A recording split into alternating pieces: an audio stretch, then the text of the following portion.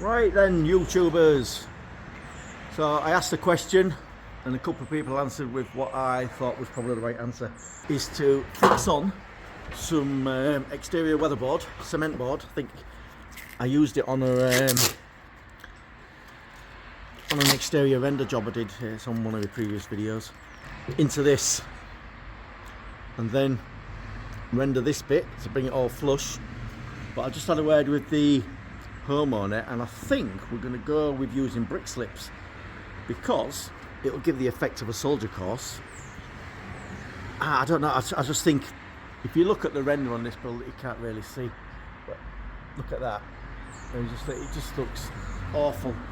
But anyway, yeah, so use the Brickslips, matching that brick to that brick, so somewhere, but I think it'll just add a bit of a feature and it'll look like a nice soldier course as opposed to a bit of rendering matched into another bit of rendering.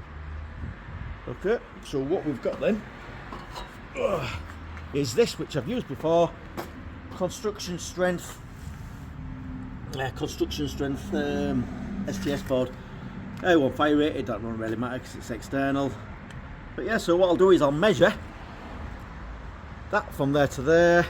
I've got my little circuit, got the power, and I'm going to cut that into strips and then I'm going to fix it on with some self tappers which are going to go straight into the steel.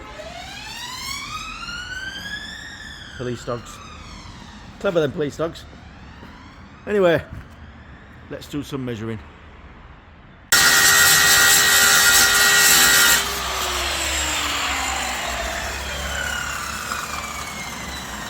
Woo! That's tough stuff, that is. Right. That should be fit in there now. Oh yeah, brilliant. Nip that bit off there. Good sorted. I'll do another one of them. No more just filling me with a boiler. I know this isn't a dust mask, but the dust is flying that way out the front. So this is probably going underneath. Not the best, but something's better than nothing, I guess. Right, so that should be another piece.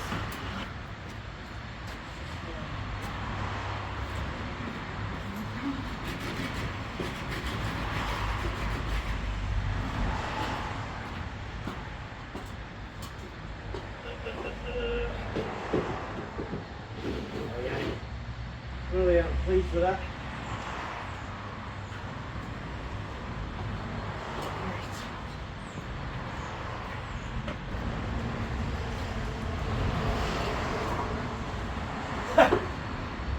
It's still quite funny really, that was a plastic board.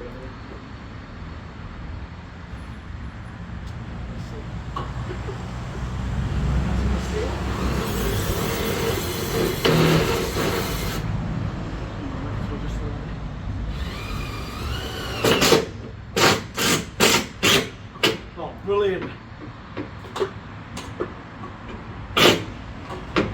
That's brilliant. Right. Good shit, no ignoring.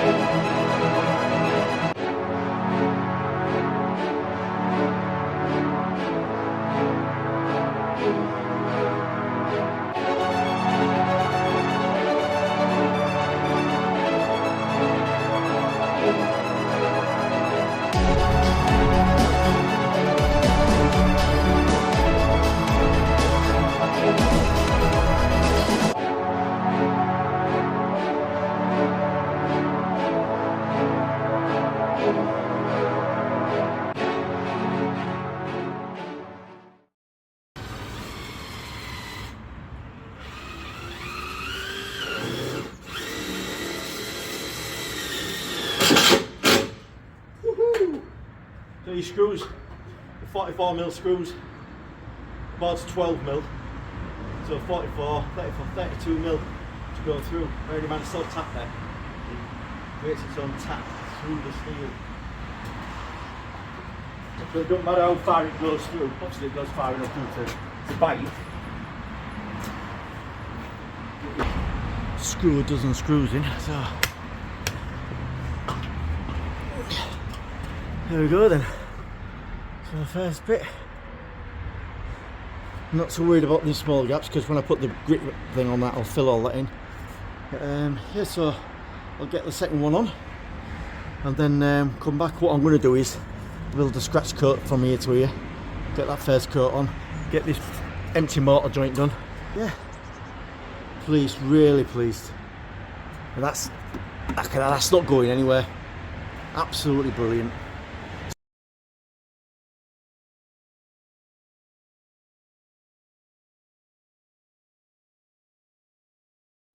Well, I've got the majority of screws in, so what I've done, I've put 10 in each bit of board. That ain't going anywhere. And oops. And then I just need to get a little bit in the end there. And I thought it was better to have it at the end than in the middle. So I'm just going to cut that, get a couple of screws in there. Bob's your uncle, Fanny's your aunt. Right, there we go. So that's 10 screws in each board. So I put the little bit at the end there. I cut out, actually in there was loads of little bloody old bits of plasterboard. So I cut that out. So that small piece is actually bigger than it looks. Slots behind there. What I'm going to do now is make up a bit of sand and cement, give that a wetting down. I'm going to start to build that out. So I'll get a bit of a scratch coat on first and then go from there. Right, so the tools I've got for putting the render on: hawk, trowel, bucket trowel. That's just so when I'm mixing in the bucket I can mix it up, and a pointing trowel. Whether that gap's wide enough up there for me to faff around with a trowel or not, I don't know, but we'll soon see. Oh, and me DIY comb. So I don't like the combs you get from shop. I made that myself. Ding dong. The Wicked Witch is dead. A point to note, I don't know if you know when you're rendering, but you put your scratch coat on and then you put your finish coat on. Well, what strength you do it or whatever. Basically, the strength has got to be that your first coat is the weaker strength and your second coat is the stronger strength. Now, the reason behind that is, if you make the first coat strong, when you come to apply the top coat on, it makes it more waterproof, so it will not absorb and stick correctly. So you've got to have that suction. So you make your first coat weaker, alright, not so weak that it'll fall off, and then your top coat is stronger. Then it gets the suction onto the first coat. So what I'm going to do with this, I'm going to do this at about a 5:1 ratio, and when I do the top skin, it'll be about 4:1. Just that's what I was always told. It's never failed, so that's what I'm going to do. Anyway, see you in a bit. Just patch that sand and cement into there where it was hollow, and I'm going to get it on there. I'm just going to put it on time lapse. It's just sand and cement going on the wall at the end of the day.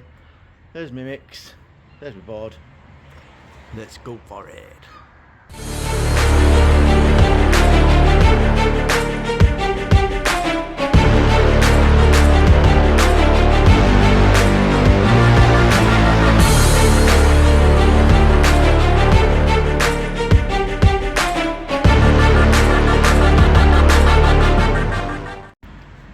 Right, you just see me put that on time lapse, so what I'm going to do now is just go over it with me handmade cone, and I'm just going to make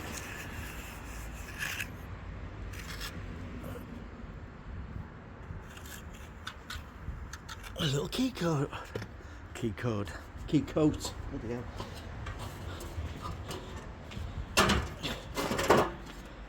It doesn't really matter how you do it. You could crisscross it if you wanted.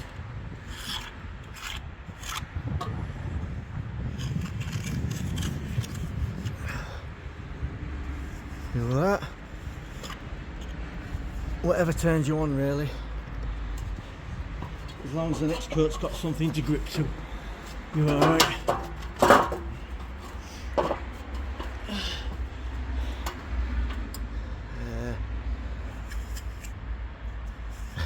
You see it as well, some places this is thicker because of this render here goes in and out, in and out. Right, so I'm going to let that go off a bit, and I'm going to clean up the edges, and I'm going to just temporarily seal this up underneath here. I'm going to get a new piece of trim as well. Obviously that's broken, but I mean look how shy it is. So I'm going to get a new piece of trim on there. If you've watched this, you must have some sort of interest, you know, so it'd help greatly if I could just get a few more subs. I'm not anywhere near what I need. And I understand I haven't been on recently, but I've got a few announcements to make, but one of them is that I've semi-retired. So I've taken pension I had, and yeah, there's a new project going to be happening. So anyway, see you next. So yeah, hit the like, subscribe and all that sort of stuff. Alright, see you later. There you go, it's all about the little things. So just get it all cleaned up, get your edges cleaned, it just makes a whole lot of difference. I've cleaned the sill down as well. This is what keeps customers happy. Alright, yeah, so anyway, that's that. So that's just going to go off. I'm going to be putting some, well, I don't know if I'm going to get a top coat on that today. We'll see. I think it's going to rain. But I want to get me pre-rend on there before the next stage. Anyway, brew time. Later. So that's gone off now, that scratch coat. So what we're going to do is get our second coat up there now. We're going to be putting a new trim under there, so no worries about that. Somebody mentioned that it'd be an half-day job.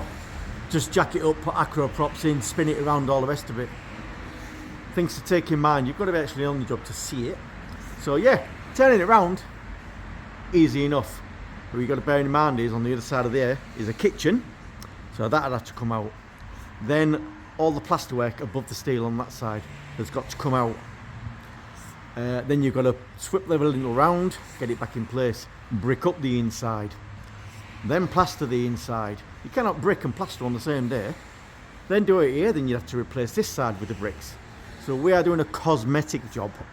It's still structurally sound, it's not going anywhere, it's just a dimwit put it the wrong way around. So yeah, that's where we are at the moment anyway. That's all I've got to say on it. So I've made up a bit of mortar. Now this is very creamy because I want it to go on nice and creamy, nice and smooth, and get a nice finish on it. I don't want it to be too thick. So that's about the thickness of plaster, browning, bonding. So we'll get that on, and then we'll crack on to the next stage.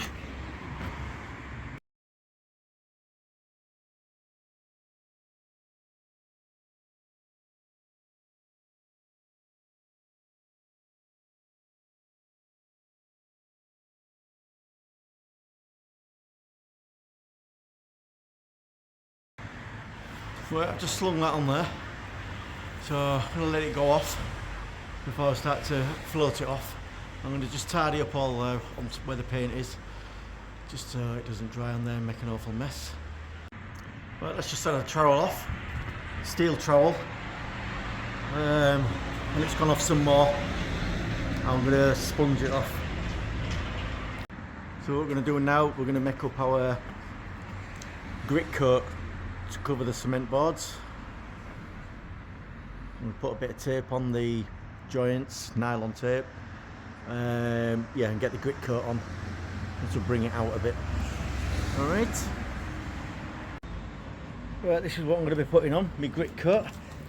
So this enables you to render a multitude of substrates, so you can have brick, you can have block, cement board, all the rest of it. I don't know if you can tell, but it's got like a gritty surface.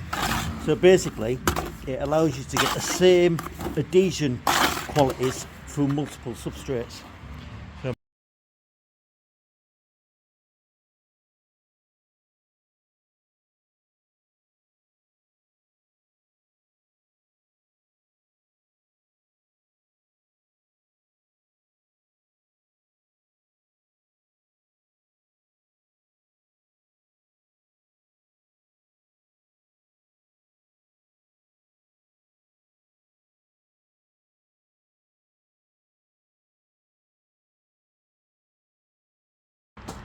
rendered on.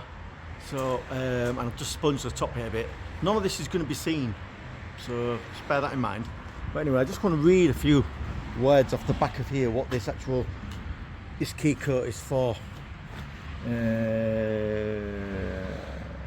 There you go. So it's a pre-mixed cement sand stipple coat, which incorporates a polymer bonding used to improve adhesion to smooth and poorly keyed surfaces. There you go. So that cement board is a smooth surface, and it would be difficult to key anything to that. Keyed substrates and to help suction problems. Rendered is designed as a stipple proprietary treatment as described in the safety number there. So basically, you can put that on and then give it a stipple, and then because I usually go over it with a roller, but what I'm going to do is let that go off a bit, and then I'm going to be putting some over the top of the sand and cement as well. But I just need that to go off some before I do that. And I've put the stipple coat all the way across the entire thing. You can see the stipple on it. Don't have to do anything massive, as long as it's stippled. 2,000 years later. As you can see, that's gone off now. It's been a good 48 hours. It's pluting down, so I'm not sure I want to even try and tackle this just yet. So I'm just going to give it 5 minutes, maybe 10, I don't know. But anyway, yeah, you can see all that's all bonded together now. That's good. You can still see a line across the centre, but I'm not too worried about that. The Brickslips, what I'm going to be doing. Go over there, and then we'll give this a look of a soldier course.